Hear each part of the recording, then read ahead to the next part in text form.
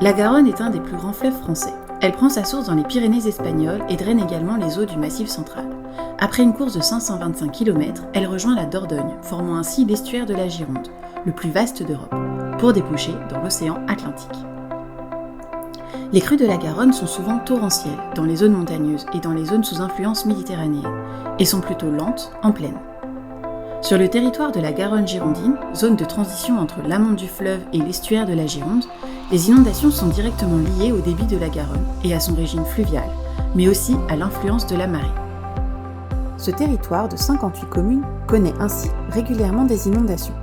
10 000 habitants et 130 entreprises sont en zone inondable. La Garonne a connu au fil des siècles de nombreuses crues, dont certaines ont été particulièrement dévastatrices, telles que celles de 1770, 1875, 1930 ou encore 1952. Pour agir de façon cohérente face au risque inondation, les 5 communautés de communes du territoire se sont engagées dans une démarche de PAPI, Programme d'action de prévention des inondations, porté par le syndicat mixte d'études et d'aménagement de la Garonne, acteur institutionnel de la politique de l'eau sur la Garonne. Mis en place au niveau national depuis 2002, le PAPI est un outil de contractualisation entre l'État et les collectivités, qui vise à promouvoir une gestion équilibrée du risque inondation sur les territoires.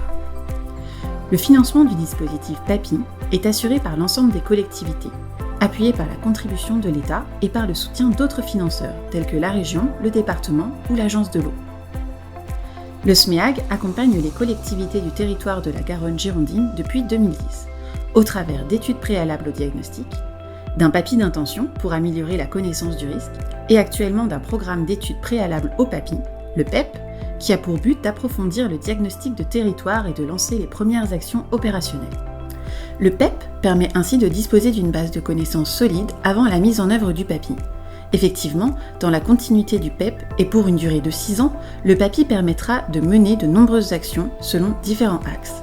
Plusieurs actions peuvent ainsi être mises en place telles que la sensibilisation des enfants au risque inondation par des interventions en milieu scolaire, l'installation de stations de mesure afin d'améliorer la prévision et l'alerte des crues, ou encore la réalisation de travaux sur les biens de particuliers ou d'entreprises pour réduire leur vulnérabilité et favoriser un retour à la normale plus rapide.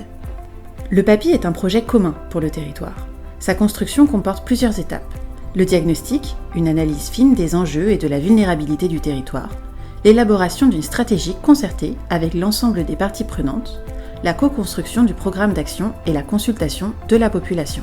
Ce processus implique de nombreux acteurs locaux afin d'élaborer un programme d'action répondant au mieux aux besoins et aux attentes de tous.